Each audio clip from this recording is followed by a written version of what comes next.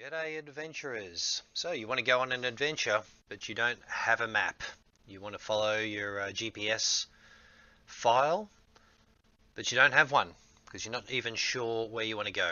So today I'm going to show you how I make up pretty much all of my adventures if I'm going to run a map instead of just following street signs, which is what we do most of the time. But if we want to follow a map, I'm going to show you how I make one. It's very easy. You can do it with all free equipment. You don't need anything paid for, and it's pretty straightforward. Hopefully this gives you a hand. So here we are on Google Maps.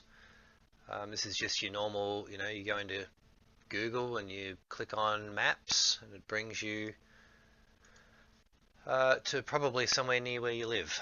So I've actually changed down here on the layers, changed to, well, what's the normal one? I don't know, but I like using either terrain or satellite. So here we are on satellite view. And today we're going to decide to ride, let's go for a ride. Here's Big Desert in Western Victoria. I'm going to go from, let's say, Tailem Bend. We want to go through Little Desert and we want to come out Rainbow. So what we want to do is actually go up here to make a map. We've got the three little bars here and we can go to Your Places. So go to Your Places and then there's all sorts of cool stuff in here, but we can go across to Maps, and as you can see I've got quite a few maps in there already. But down the bottom is Create Map. So we can click on that, and that opens a new page where we can make a map. So yeah, where did I want to go? Big Desert. Now there is some limitations with this that we'll go through as we go, but let's start off with a directions. We'll go with a normal sort of run-of-the-mill, whatever Google Maps tells us to do. Now where do we say? Tailem Bend. Tailem Bend to Rainbow. Rainbow, the town. And bang, it smacks us along the highway. Now one of the things I do like to do is change this from driving to walking, because that will usually plot you the most direct route. You do have to be a bit careful because it can put you on walking tracks. If there's many walking tracks in the area, just be noteful of that. But yeah, so we have our base map, but of course we want to go through Little Desert. Let's change the base map here to satellite. And you'll see why I use satellite in a minute. But, so we've got the map, and now what we can do is we can click on the map and we can drag, zoom in and find a road, and we can leave a point here. And so now the map will plot the route via this point. Now one of the limitations is, see that we're working in a layer here. This layer, you can only have 25 of these points, so don't have your A and your B too far apart. If you want to do, from Rainbow through to Witcherproof, what we'll do is we'll say add a layer, and we'll go directions, and we'll go, okay, you can just press directions. We can go from Rainbow to Witcherproof, and that will take us again, and then we go, I'll make this one walking as well. So now we have two legs, and we can have 25 of these little, to get this back I click on it, so 25 of these little data points on each of these. Now layers, you can only have, I can't remember, but you do run out of layers. So it might be 10 or 12 layers you can have. So the ones that you're not using, delete this layer. Yes, really, I'm not joking. Delete this layer, delete. So here's our two layers. And then I guess we'll just quickly go over the main things in here. So then we can also we'll add a layer, and we'll call this layer, let's change the name to interesting sites. Did I just spell interesting wrong? Yes, but you get the point. So then on this layer, so as long as we see that they've got the little blue line here to say that we're selected, so we can go back here and we'll have selected this line. So if this is highlighted, then we can go to add a marker, and we can say, we can go to here somewhere, and we can say dunk 0.1, and this is, we've reached the border. Save. Okay, can close this down, and now we have a point. Now these will all show up on the mapping software that my GPS system that I use. So yeah, I'll show you that at the end. So yeah, so we've got this map, and this is a pretty cool looking track. Go through a campground there. In fact, I don't even know if I'm gonna, oh yeah, let's change the Big Desert route. So I know that in Big Desert there was a place that I wanted to visit called Milmed Rock. Milmed Rock track. Okay. So there's a track that I wanted to go via. So I can grab our little route. I've got to hold the mouse button and scroll at the same time to get this to work. Milmed Rock track. Now you can see what it's done here, right? It's following our direct route. It's just doing a little offshoot up to Milmed Rock and back. So what I want to do is grab an earlier point, because I know that this track runs all the way up through I think that's it up there, in fact. So I can drag this up to here.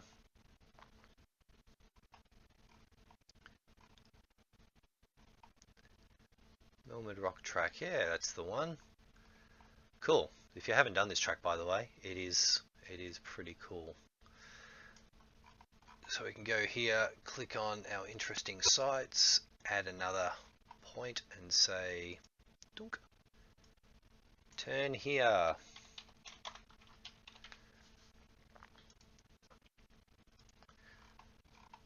So then we've got this basic map, but what we want to do is we want to go out to have a quick look at Big Dune. But let's say that this track didn't, what's a good example? Actually, a good example is here. Here you can see clearly that there is a track. And let's say that I know we can drive vehicles along this one. It's not a walking track. I mean, it might be, but for example's sake. And Google Maps hasn't plotted this as a track. What we can do, we can still get this to work. What we can do is we can add a layer. On this layout, we want to draw a line, add a line of shape, and we want to say from here, and we're going to come from here somewhere, and obviously this is a bit more time consuming, but what you can do, I'll show you. Come through here,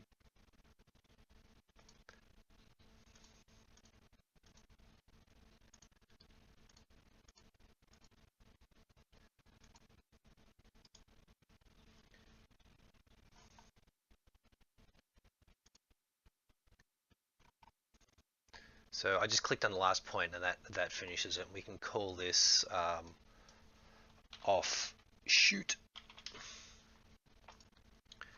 and then we can go back to our interesting sites. Oh, maybe we should just call this notes.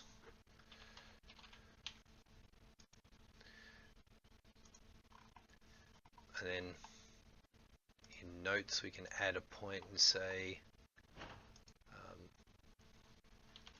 to the June, and we'll add ourselves a note here saying turn left back to track.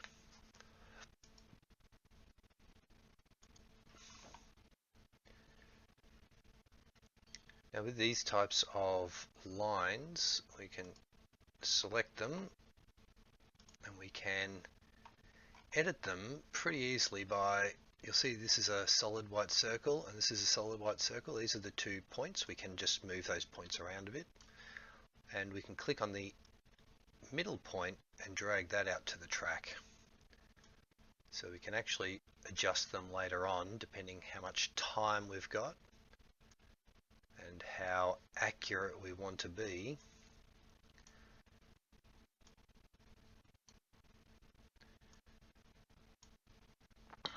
To follow the tracks. Oops.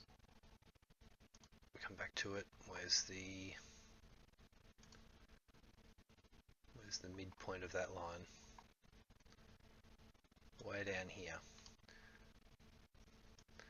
So you can just slowly dial it in. And of course you don't have to be exactly accurate, because on your GPS device you're not going to be trying to follow this exact line, are you? You're just going to follow the road. As long as you see that line somewhere on your device, you know that you're pretty much on track. Now, as far as I know, these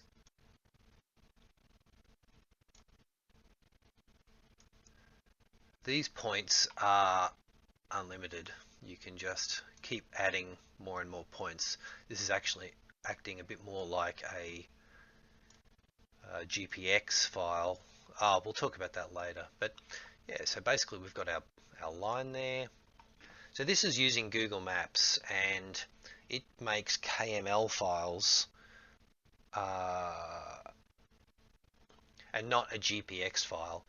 Now the difference is a GPX file uses your satellite, GPS system just to plot points. So it would plot point, or whatever accuracy you want, all the points through the whole route, and that produces big files, and it's more accurate, and it doesn't have to follow roads or anything, right? So this black line is acting a bit like that. We just add in a whole series of points.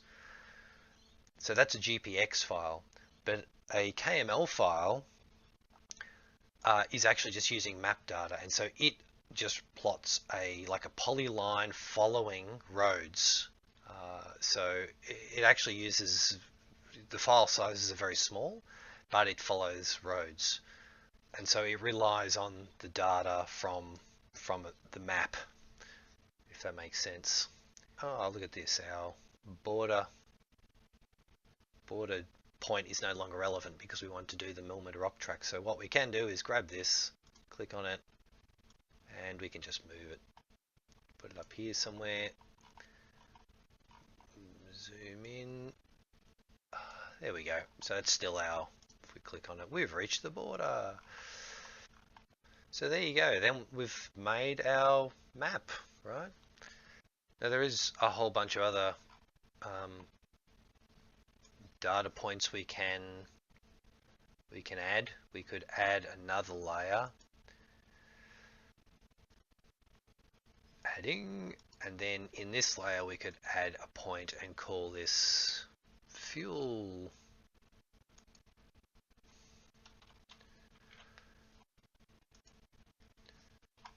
And we can change these to be a different color.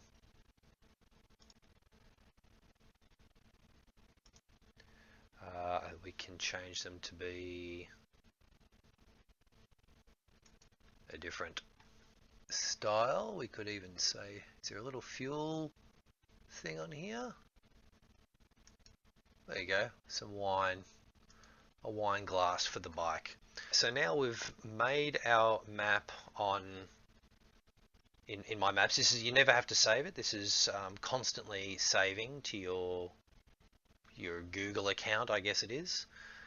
So yeah, so we've got our map. Now we want to get it onto our phone. So I use an app called omsand, which and I'm just using the free version because it does almost everything I want. I might get the paid version at some time. You can add contours and things like that. But for the moment, yeah, I'm just using the free version. And so yeah, let's get this map onto our phone. Yeah. So I might rename this map and call it our quick test map. You can write a description, whatever you want. And so now we can go to these three little dots here and we can export. Now we'll export to a KML. KMZ is just well, they're the same thing. So I'm going to export the entire map. I can export the individual sections. So the notes, the fuel stops, and the two links, but I'll just do the entire map. I'm going to say download, and boom, we get the download down the bottom of the screen. Now what I will do is I will save this file to my Google Drive. I can collect the file from my phone via the drive, which is accessible by my phone. Or you can just drag it straight to your phone if you connect to your phone or your GPS device to the computer or whatever. I'm sure you can work that out. But it's named something that will help you find it. So drive.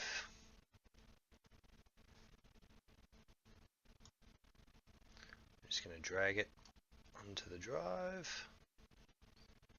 Uploading our quick test map KMZ. Okay, so now that it is in here, let's go to the phone. Okay, so we can go across to Drive. So here's my Google Drive. Here is our quick test map. Download. And so that's downloading. Then what we can do is go to omsand. And then once you're in omsand, you've got these three little bars down at the bottom here. And click on those. We can click on Configure Map. We can go to Tracks. And you can see that I've got my 11,200 kilometer trip coming up. We'll turn that one off. We'll go down the bottom here to Add More. And here, recent files downloaded, our quick test map. So I'll click on that and it loads it in. You can see that that's there. Click OK. Click back on the map. And now you can see this line here with all our little notes there. We've reached the border to the dune, turn back left.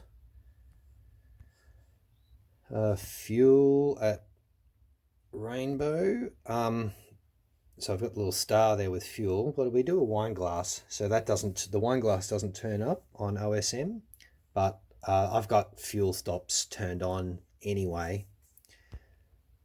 Yeah, so this is the map. So effectively what we'd do is I would just zoom in, click on the target to say that that's where I am, and I would just start following that line. What color is that? Red. Maroon. Follow your maroon line. So the line at the moment is, we can change that. Direction arrows.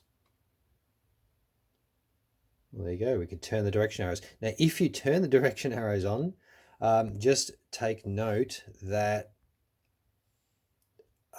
you need to plot that on the Google Maps, in our maps on the computer. You need to plot that in the right direction. Otherwise, your arrows will be going in the opposite direction. And I don't know how to spin that around. So here's our different, we can just scroll down here. We can change the line to whatever color we want. Red, orange, blue. Maybe the blue line is a bit easier to read. We can make it bold. That would be handy. And I'll do apply. So that might be a bit easier to see now. And also we can see which direction. It probably is pretty handy. But turning on the arrows, I might do that for our upcoming trip. Directions. Will this work? Specify. So our quick test map.gpx contains more than one segment, even though it's not GPX, but OS&M probably maybe converts it to a GPX itself. Track 1. Dunk. Okay, that's telling me. So there you go. You can get turn-by-turn instructions if you like. That is pretty handy. So yeah, and now this is all free. So I just now run this on my bike, and I've got lines to follow. Yeah, it works really well. Very easy, and you can plot pretty much any sort of route you want. Thanks for watching. Stick around to see me put this mapping system to use, see if it works on our upcoming over 11,000 kilometer trip. I'll talk about that in maybe the next episode, maybe the one after. Anyway, make sure to like and subscribe, and we'll see you on the next one. Cheers.